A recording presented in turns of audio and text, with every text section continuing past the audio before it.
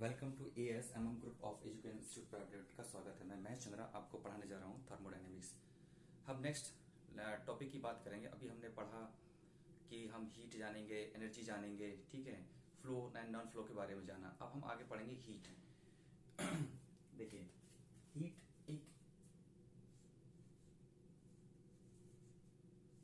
Heat energy या simple बोलते हैं heat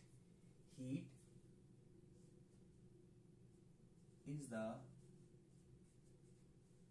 transfer of energy due to temperature difference।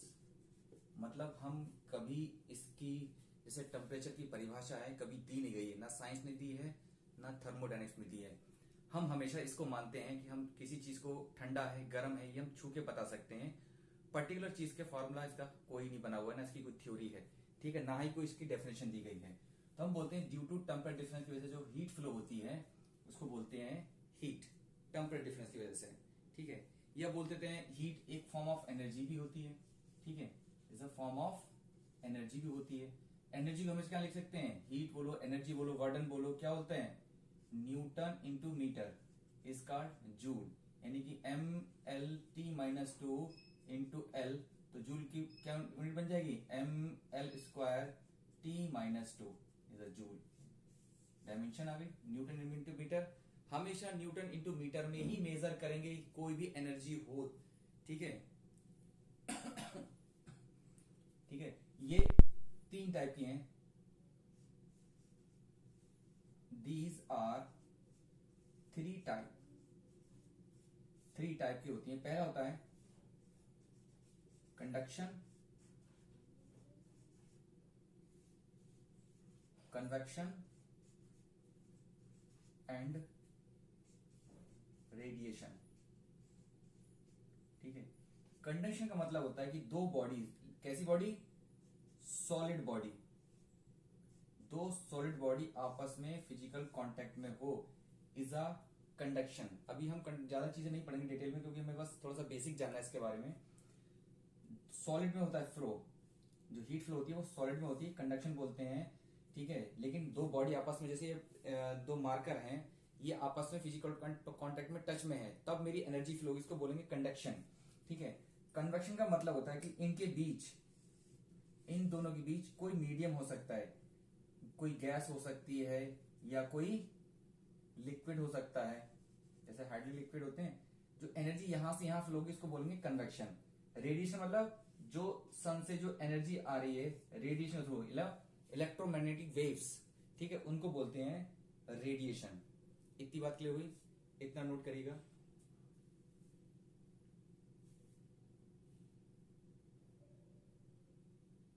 यहां तक लिखिए, हो गया सबका नोट। चलिए नेक्स्ट हैंड डालते हैं स्पेसिफिक हीट। नेक्स्ट हैंड डालते हैं स्पेसिफिक हीट। देखिए,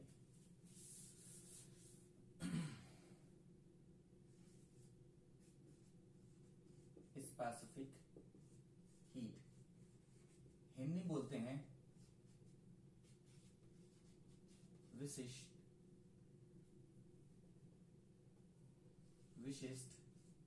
ऊष्मा। मतलब सिंपल है, मेरे पास की इसको उदाहरण के तौर पर जानिएगा। मेरे पास कोई सिस्टम है जिसमें 1 ग्राम मास है या 1 केजी मेरे पास मास है, ऐसे ले लो, 1 ग्राम ले लो, 1 ग्राम ले लो, या 1 केजी ले लो, या फिर कह दो इसे यूनिटी। यूनिट का मतलब 1 होता है, सब कुछ 1 ही है, ठीक है। कोई भी सिस्टम है जिसमें मैं एनर्जी सप्लाई कर रहा हूं, एनर्जी सप्लाई कर रहा हूं, ठीक है, एनर्जी उसको दे रहा हूं, तो एक ऐसा विशिष्ट ऊष्मा, एक ऐसा सिस्टम है या एक ऐसा ऊष्मा है कि यूनिट मास को 1 डिग्री टेम्परेचर बढ़ाने में जितनी ऊष्मा की आवश्यकता होती है उसे कहते हैं विशिष्ट ऊष्मा या फिर स्पेसिफिक हीट। इतनी बात क्लियर हुई कि हिंदी में लिखना चाहो तो ऐसे लिख सकते हो, 1 ग्राम 1 ग्राम द्रव्यमान के 1 डिग्री सेल्सियस टेम्परेचर, हिंदी बोलेंगे ताप बढ़ाने में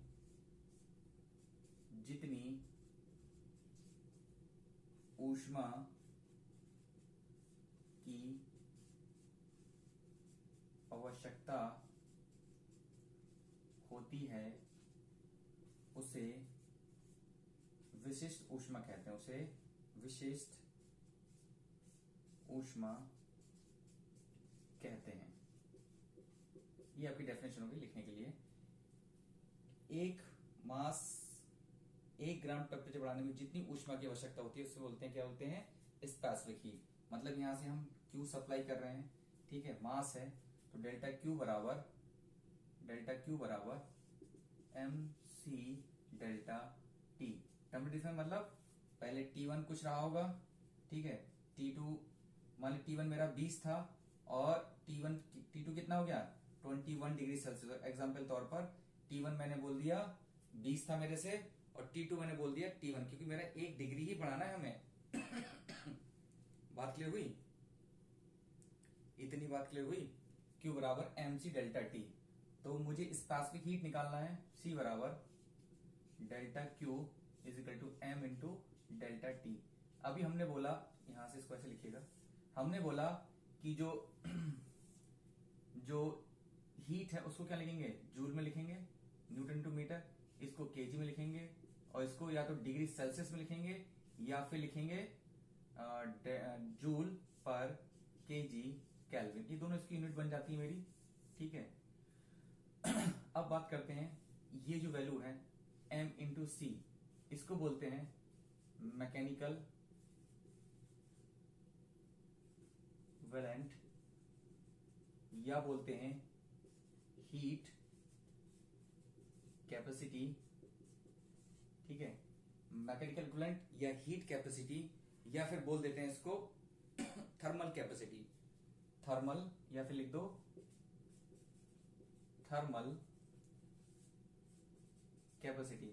खैर इतना डिप्लोमा में नहीं पूछेगा, थोड़ा सा कंपटीशन होता है, इतना नहीं पूछता फिर डिप्लोमा में। डिप्लोमा बस इतनी बात आपकी खत्म हो गई, यहां बता दोगे बात खत्म हो गई, ठीक है। डिप्लोमा से आगे कुछ नहीं पूछेगा, उतनी औकात नहीं है डिप्लोमा में कि आज से आगे ज्यादा पूछ सके, ठीक है बहुत सारा, लेकिन ये सारा कंपटीशन में पढ़ते हैं हम लोग, इतना आपके डिप्लोमा के लिए सफिशिएंट है। इतना जरा लिखिए, स्पेसिफिक हीट लिखिए, ठीक है, लिख लिया इतना। एक चीज चाहो तो और जान लो, अगर मेरा कांस्टेंट आयतन है, कांस्टेंट वॉल्यूम है, मतलब मेरा आयतन जो है, लिख लो, आयतन मेरा क्या है, आयतन निश्चित है, मतलब मेरा वॉल्यूम कांस्टेंट है, तो इसको क्या लिखेंगे, इसको इस तरीके से लिखेंगे m c v delta t। पहला नोट करके लिख लीजिएगा। दूसरा पॉइंट, अगर ये सिस्टम ओपन है तो मुझे क्या जरूरत पड़ेगी, प्रेशर कांस्टेंट, ताकि मुझे एनर्जी फ्लो करवाना है। हमने फ्लो प्रोसेस पढ़ चुके हैं हम लोग, ठीक है। तो इसको कैसे लिखेंगे, डेल्टा Q बराबर m c p delta t। इसका मतलब हो गया CV हो गया स्पेसिफिक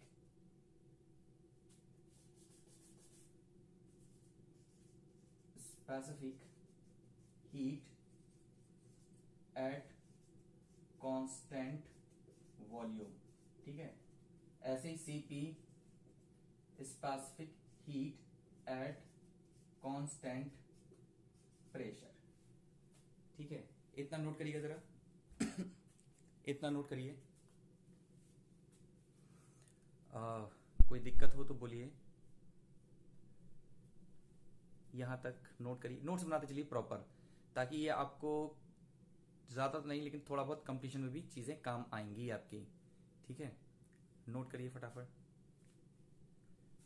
नोट्स बनाते चलिए प्रॉपर, क्योंकि कुछ दिन बाद आपके न्यूमेरिकल्स लाइव स्टार्ट होंगे तो इसमें आपकी जरूरत पड़ेगी। यहां तक किसी को दिक्कत? चलिए अब स्टार्ट करते हैं फर्स्ट लॉ ऑफ थर्मोडायनेमिक्स। तो ये जो फर्स्ट लॉ ऑफ थर्मोडायनेमिक्स है, ऊष्मागति का प्रथम सिद्धांत कहता है, ना तो ऊर्जा पैदा हो सकती है ना तो नष्ट हो सकती है, उसे एक रूप से दूसरे रूप में बदल सकते हैं। इंग्लिश में बोलेंगे, energy neither create neither destroy change one two another form, मतलब ऊष्मा न तो पैदा हो सकती है ना तो नष्ट हो सकती है, उसे एक रूप से दूसरे रूप में बदल सकते हैं। ठीक है, ये किसने बताया था? जूल्स ने। लेकिन जैसे हमने पहले टॉपिक में हिस्ट्री में बता चुके हैं कि जो ये जूल ने नहीं कहा था, ये मेयर ने कहा था, लेकिन मेयर इसको प्रैक्टिकली प्रूफ नहीं कर पाए, इसीलिए जूल ने इसको प्रूफ किया, इसलिए जूल के नाम से चला गया। ठीक है, तो लिख लेंगे तो ऊर्जा ना तो पैदा होती है और ना ही नष्ट होती है, वह एक रूप से दूसरे रूप में बदल जाती है। जैसे बोलते हैं ना, आत्मा मर गई तो आत्मा निकल गई तो शरीर मर गया, तो आत्मा कभी नहीं मरती, one change to another form. ठीक है, ये बात क्लियर हुई। अब देखिए, इसको प्रूफ किया था जूल ने कुछ इस तरीके से। मेरे पास एक बीकर है और जिसको मैंने बोला इंसुलेट है मेरा। ठीक है, इसके अंदर सबसे पहला प्रैक्टिकल किया गया था वाटर के ऊपर, तो इसमें पानी भरा हुआ था। ठीक है, और यहां पर एक मैकेनिज्म है, ठीक है, फिट है, इस तरीके से बना दी मैकेनिज्म, ये घिरनी टाइप का। ठीक है, यहां पर क्या लगी? पुली लगी है और यहाँ वेट लटका दिया गया W। पुली को बोला गया कि ये फ्रैक्शन लेस है, फ्रैक्शन लेस पुली, मतलब कोई घर्षण नहीं हो रहा है। ठीक है, दूसरा बोला कि जो कॉर्ड है, मतलब जो लेंथ, जो धागा बांधा गया है वो वेटलेस है, मतलब उसका कोई वेट नहीं है, ऐसा कुछ तो थोड़ी ना है, वेटलेस बोला गया था ऐसा। ठीक है, उसके बाद यहाँ थर्मोमीटर लगा दिया गया। ठीक है, ध्यान से कीजिएगा मेरा वॉल्यूम कैसा है? कांस्टेंट है, या तो 2x2 का वेसल होगा, 4x कुछ भी होगा, लेकिन मेरा वॉल्यूम देखो यहाँ पर बिल्कुल कांस्टेंट है। जैसे ही मैं वेट को अप एंड डाउन करूंगा, इसको ऊपर नीचे घुमाऊंगा, तो ये मैकेनिज्म रोटेट करेगा। जब मैकेनिज्म रोटेट करेगा तो वाटर के बीच और इसके बीच क्या लगेगा?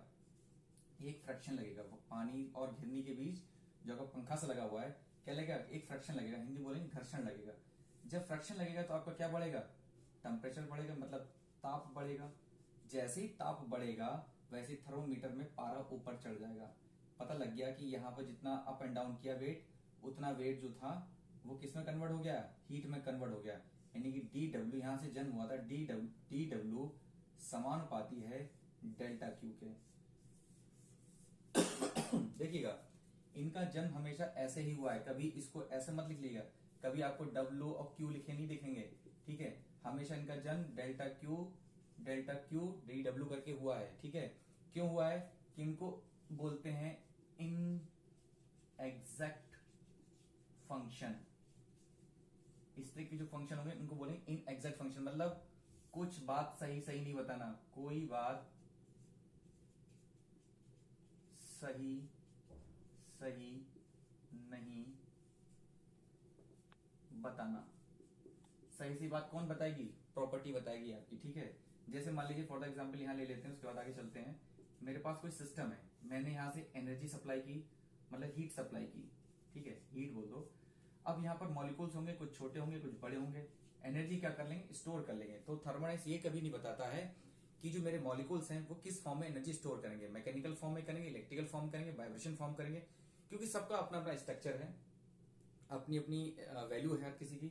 ठीक है, तो वो एनर्जी स्टोर करके रख लेंगे, मतलब एक तरीके से एनर्जी चुरा के रख लेंगे, मतलब कुछ ना कुछ एनर्जी कम ट्रांसफर होगी। मतलब यहां से जब मैंने हीट दिया, यहां से मेरा वर्क ट्रांसफर होगा, मतलब जितनी हीट थी उतना वर्क तो ट्रांसफर नहीं होगा, क्योंकि उस मॉलिक्यूल्स, कुछ मॉलिक्यूल्स क्या करेंगे? अपने पास एनर्जी स्टोर करके लिखेंगे, जिसको हमने बोला था इंटरनल एनर्जी बोला था, आंतरिक ऊर्जा बोला था। जब आंतरिक ऊर्जा बाउंड्री के बाहर जाएगी तभी क्या बोलेंगे? वर्क बोलेंगे या हीट बोलेंगे। ठीक है, तो इसीलिए इसको बोलते हैं इन एग्जैक्ट फंक्शन, कभी कोई बात सही सही नहीं बताना। अब बोला है कि फर्स्ट लॉ कहता था कि ऊर्जा ना तो पैदा हो सकती है ना तो नष्ट हो सकती है, एक रूप से दूसरे बदल सकती है। ठीक है, ठीक है, हमने समझ लिया बात। डी डब्ल्यू जब प्रोपोर्शनेट आएंगे तो एक लगा देंगे जे डेल्टा क्यू। जे को हम 1 मानेंगे तब, जब तक जे 1 नहीं मानेंगे तब तो डी डब्ल्यू बराबर डेल्टा क्यू नहीं आएगा। यानी यहां पर हम जे को बोलेंगे, यहां लिख देता हूं मैं, यहां को जे को बोलेंगे 1 कन्वर्जन फैक्टर, बदलने वाला फैक्टर। भाई जाहिर सी बात है कुछ इसमें लगा दोगे, 2-3 कर दोगे तो कन्वर्जन फैक्टर थोड़ी ना हो गया। जब तक 1 नहीं मानोगे तब तक ये कन्वर्जन फैक्टर नहीं होगा। जे की वैल्यू जो होती है वो 4.2 जूल होती है, ठीक है। इसको बोलते हैं जे को। अब दूसरा नाम इसका आ गया, एक कैलोरी भी होती है, एक जूल भी बोलते हैं। अब जे का नाम क्या बोलेंगे, इसको बोलेंगे मैकेनिकल इक्विवेलेंट, या फिर बोलेंगे वाटर इक्विवेलेंट। शॉर्ट में 4.2 लिख सकते हैं, वैसे वैल्यू होती है 4.186 जूल, ठीक है, 4.186 जूल। जूल पर कैलोरी कह लो, या जूल किलो जूल पर केजी कह लो, या इसका दूसरा इस तरीके से लिख सकते हो आप कन्वर्ट करके 4.186 किलो जूल पर केजी केल्विन, ऐसे भी लिख सकते हो। Q बराबर mc डेल्टा टी। ये बात समझ में आई? यहां तक नोट करिए। डिप्लोमा लेवल पे इतना ही, इससे ज्यादा है नहीं। वैसे तो पढ़ाने के लिए बहुत सारी चीजें हैं, लेकिन डिप्लोमा लेवल पे इतनी सी चीजें हैं, ठीक है। अब हम एक चीज की और बात कर ले, थोड़ा सा और ज्ञान दे देते हैं आप लोगों के लिए। यहां बोला गया है कि हम किस चीज को बदले, एनर्जी किसकी फॉर्म होती है, ये नोट कर लिया सब लोगों ने? नोट करिए।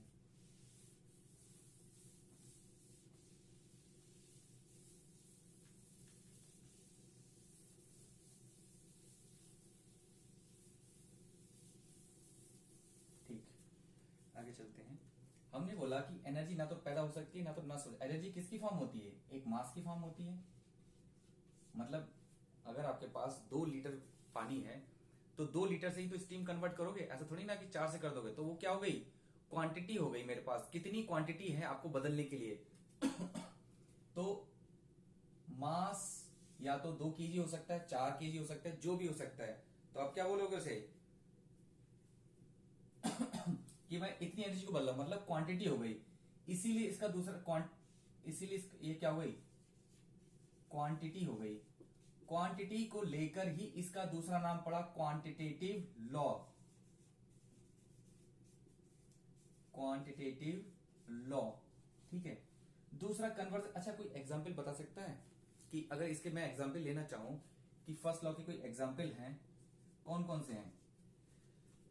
जैसे देखा होगा आपने घर पे आपकी माता जी मट्ठा फिराती होंगी, तो आपने देखा होगा कि दही से मट्ठा बनाना है तो आप क्या करते थे, ऐसे।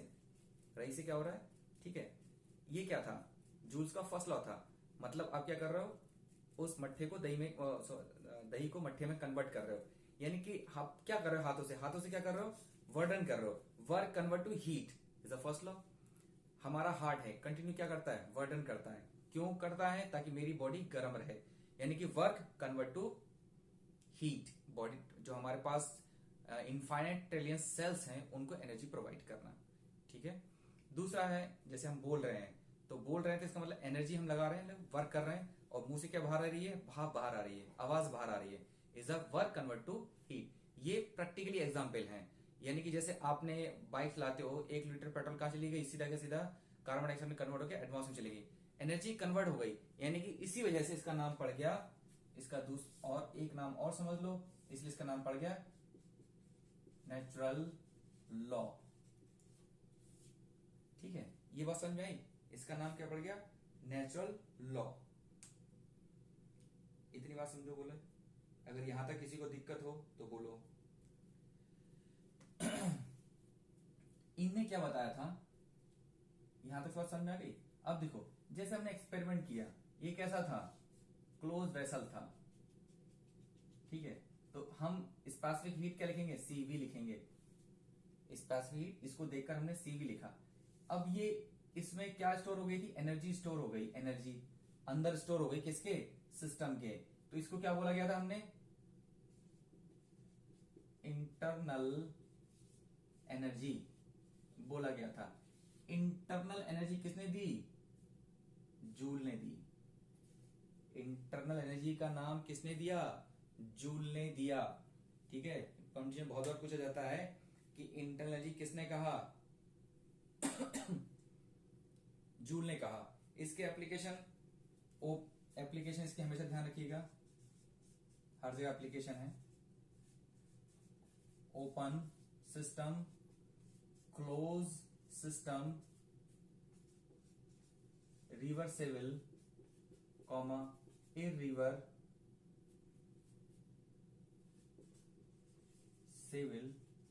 प्रोसेस। ठीक है, ये सबके लिए वैलिड है क्योंकि ये यूनिवर्सल लॉ है। लेकिन ये मैथमेटिकली प्रूफ नहीं है, ये वर्बली प्रूफ किया गया था। आप इसको जुटला भी नहीं सकते और ठीक है इसको गलत भी सिद्ध नहीं कर सकते। तो ये थ्योरेटिकल है, इसका मैथमेटिकली कोई एक्सप्रेशन नहीं दिया गया आज तक। ठीक है, अब हमें ये तो बता दिया, उसने कहा कि एनर्जी हम कन्वर्ट कर सकते हैं। यहाँ पर एक बात और समझ लीजिए, ये सब लिखिएगा 1 by 1 करके, जैसे लिख रहा हूं वैसे लिखते चलिएगा। ठीक है, उसने कहा कि एनर्जी कन्वर्ट कर सकते हैं वन टू अनदर फॉर्म। लेकिन फर्स्ट लॉ ने ये नहीं बताया कि हम कितना कन्वर्ट कर सकते हैं। हमें 2 kg स्टीम बनानी है, 4 kg स्टीम बनानी, कितनी करनी है हमें स्टीम। दूसरा, हमें एनर्जी कितनी ट्रांसफर करनी है, 2 जूल करनी है, 3 जूल करनी है, 10 जूल करनी है, ये कभी नहीं बताया। ठीक है, ये हमें कभी नहीं बताया कि हमें कन्वर्जन कितना करना है और कैसे करना है, कि फ्रैक्शन को हीट में कैसे बदलें। ठीक है, ये कभी नहीं बताया उसने। कन्वर्जन बता दी कि हाँ बदल लेंगे, ठीक है, अब कितना बदलेंगे ये नहीं बताया। ठीक है, इसीलिए हमें जरूरत पड़ी सेकंड लॉ की। ये बात क्लियर हो गई, नोट कर लीजिएगा सब कुछ।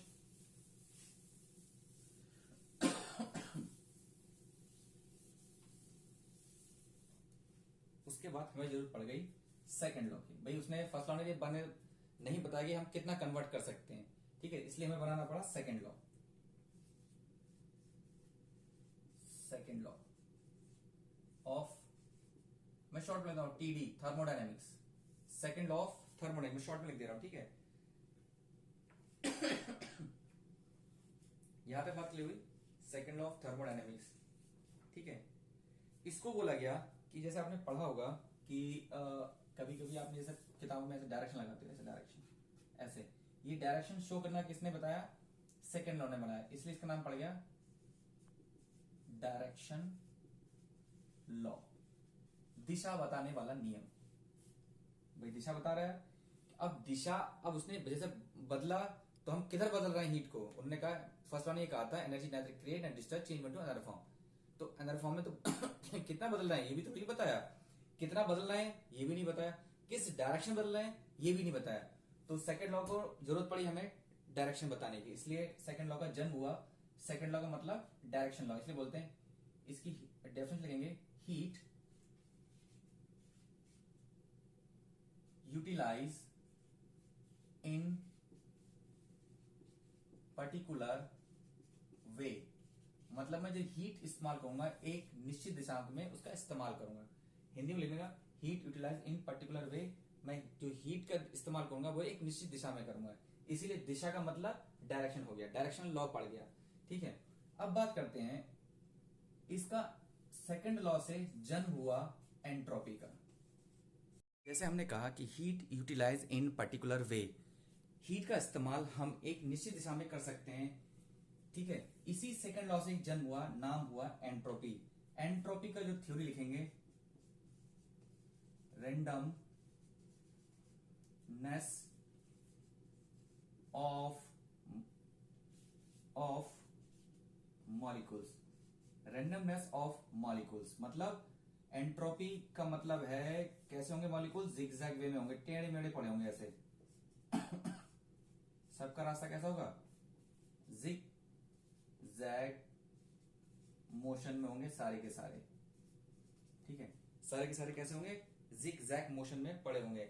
जिगजैग मोशन को ही हमने बोला है एंट्रोपी। ठीक है, यानी कि एंट्रोपी किसका फंक्शन हो गया, टेम्परेचर का फंक्शन हो गया। यहां पर ध्यान रखिएगा, entropy only function of the temperature, क्योंकि मॉलिक्यूल्स का खाना क्या है, टेम्परेचर है और कुछ नहीं है इनका खाना। ठीक है, यानी डिपेंड करेगी टेम्परेचर, वैसे प्रेशर भी डिपेंड करेगी लेकिन बाद में बात करेंगे इसमें। अभी हम थ्योरी, छोटी छोटी थ्योरी पढ़ रहे हैं। ठीक है, उसके बाद एक एग्जाम्पल लेते हैं।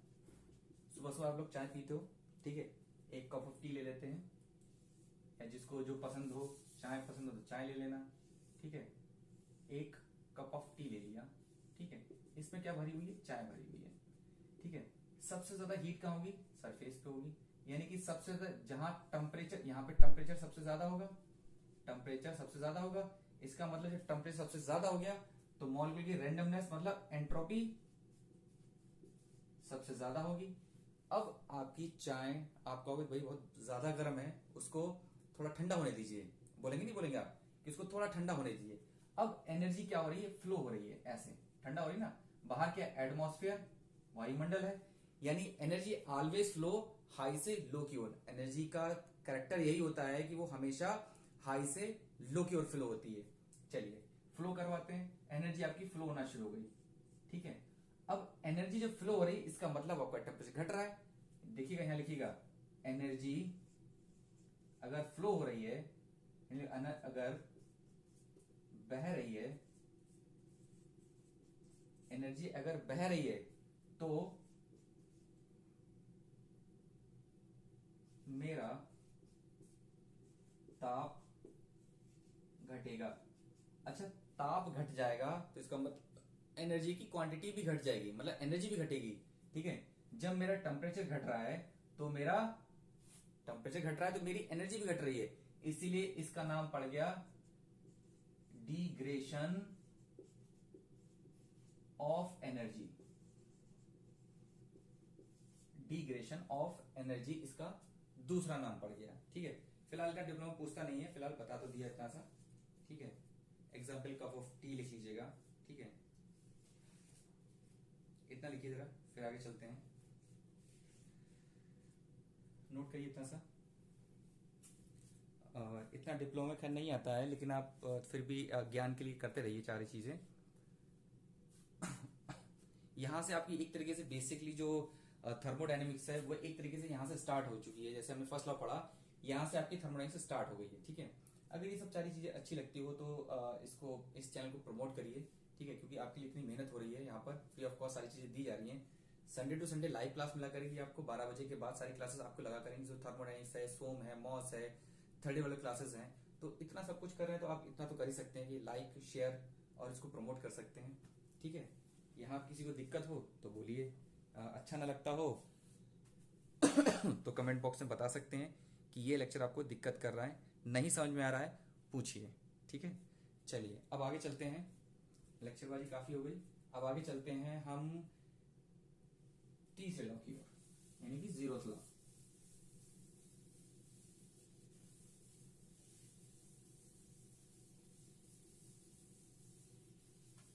चलिए अब चलते हैं zeroth law of thermodynamics. Hindi बोलेंगे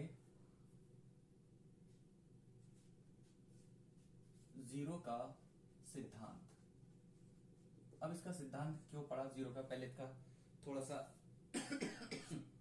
थोड़ा सा हिस्ट्री जान लीजिए। जब सेकेंड लॉ आया, फर्स्ट लॉ और सेकेंड लॉ आया, ये आए थे 1880 में, ठीक है, ये आए थे 1830 में, 1830 में ये इनका जन्म हुआ। तो जो फर्स्ट लॉ था, जो सेकेंड लॉ था, इनका संबंध किससे था, टेम्परेचर से था। लास्ट में कौन आया, थर्ड लॉ, यानी कि जीरोथ लॉ। तो साइंटिस्ट ने ये सोचा कि ये जो दो लॉ हैं, सबसे पहले किसको आना चाहिए था, थर्ड लॉ को आना चाहिए, मतलब जीरोथ लॉ को आना चाहिए, क्योंकि इसने टेम्परेचर के बारे में बताया है, ठीक है। ये दोनों किसके लॉ, मतलब क्या है इनमें, एनर्जी है, एनर्जी किसका फॉर्म है, टेम्परेचर का फॉर्म है, तो इसलिए इसका नाम थर्ड लॉ ना रख के इसको रखा गया, बोले सबसे पहले होना चाहिए, तो इसका नाम इसका रख दिया जीरोथ लॉ, ठीक है। इसका नाम क्या रखा गया, जीरोथ लॉ। बात क्लियर हुई।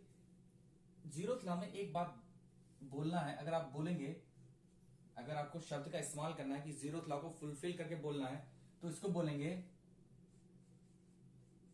Thermodynamic equilibrium. थर्मोडायनेमिक इक्विलिब्रियम मतलब ताप की समानता, ताप की समानता, ठीक है, उसको थर्मोडायनामिक इक्विलिब्रियम, जब तक आप इस शब्द का इस्तेमाल नहीं करेंगे तब तक आप जीरोथ लॉ को फॉलो नहीं कर रहे हैं, ठीक है। तो एक सिस्टम दिया गया है कि अगर दो बॉडी है, तीन है, ए बी सी, तीनों बॉडी कैसी हैं, समान ताप पर, मतलब ये भी 10 पर है, ये भी 10 पर है, ये भी 10 पर है, ठीक है। तो तीनों बॉडी एक दूसरे के संपर्क में एक ही ताप पर होनी चाहिए, मतलब थर्मल इक्विलिब्रियम में होनी चाहिए, ठीक है, थर्मल इक्विलिब्रियम कंडीशन में होनी चाहिए। अगर मान ली ये 10 है तो ये भी 10 होना चाहिए, ये भी 10 होना चाहिए।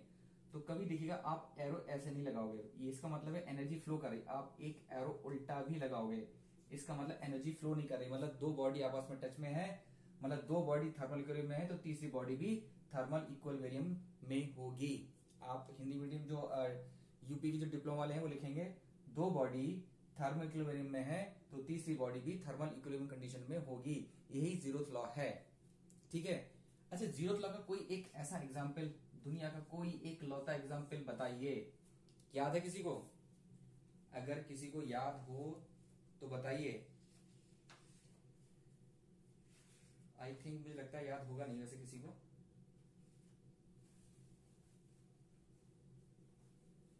बताइए कोई एग्जाम्पल, दुनिया का इकलौता एग्जाम्पल है थर्मोमीटर, ठीक है। जैसे थर्मोमीटर मान लीजिए ये थर्मोमीटर है आपका, ठीक है, इसके अंदर क्या भरी हुई है, मरकरी बनी है, इसको ए बोल दो, इसको बी बोल दो मरकरी को, और इसके बाहर क्या है, एटमॉस्फेयर है, वायुमंडल है, इसको सी बोल दो। तो तीनों बॉडी थर्मल इक्विलिब्रियम में होती है, अगर थर्मल इक्विलिब्रियम में ना हो तो आप, बुखार आपका 100 है तो एक बताएगा 104 है, ठीक है। तो ये क्या है, प्रॉपर्टी है किसकी, फिजिकल के। आपने थर्मोमीटर यहां लगाया, अगर आप फिजिकली नहीं लगा रहे हो तो आपको टेम्परेचर नहीं बताएगा, इसका मतलब ये क्या हो गया, जीरोथ लॉ जो हो गया एक फिजिकल प्रॉपर्टी, यहां लिख लेना चाहो तो जीरोथ लॉ क्या हो गया, एक फिजिकल प्रॉपर्टी हो गई। फिजिकल का मतलब टच, जब तक बॉडी से नहीं होगा, फिजिकल टच नहीं आएगा, मान ली बुखार ऐसा लगा के नहीं, टच करके नहीं लगाएंगे तो तब तक आपका टेम्परेचर ये नहीं बताएगा कि थर्मोमीटर एक कैसा है, या जीरोथ लॉ क्या है, एक फिजिकल प्रॉपर्टी को दर्शाता है। इतनी बात क्लियर हुई। दूसरा, अब आपका टेम्परेचर कैसा होगा, यही लिख लीजिएगा, टेम्परेचर आपका कैसा होगा, 100 होगा, 200 होगा, 100 होगा, 200 होगा, 400 होगा। ये क्या बता रहा है, टेम्परेचर की क्वालिटी को बता रहा है। तो लिखिएगा, define the temperature quality, define the temperature quality, temperature की क्वालिटी को डिफाइन करेगा। बोलो इतनी बात। और ये क्या है, टेम्परेचर मेजरमेंट करने का एक सिस्टम है, ठीक है। हमें टेम्परेचर बताना है कि कितना होगा, यहां तक नोट करिए जरा, फिर आगे चलते हैं। यहां नोट करिए एक चीज, फिर आगे चलते हैं। यहां तक किसी को दिक्कत हो तो बोलिए। चलिए, लेक्चर काफी लंबा हो जाएगा, यहां तक ही छोड़ते हैं, ठीक है। यहां तक नोट कर लीजिएगा, किसी को कोई दिक्कत हो तो आप मेरा व्हाट्सएप नंबर लिख लीजिए। किसी को कोई दिक्कत हो, किसी भी बच्चे को, तो 9557026804 पर व्हाट्सएप कर सकते हैं, या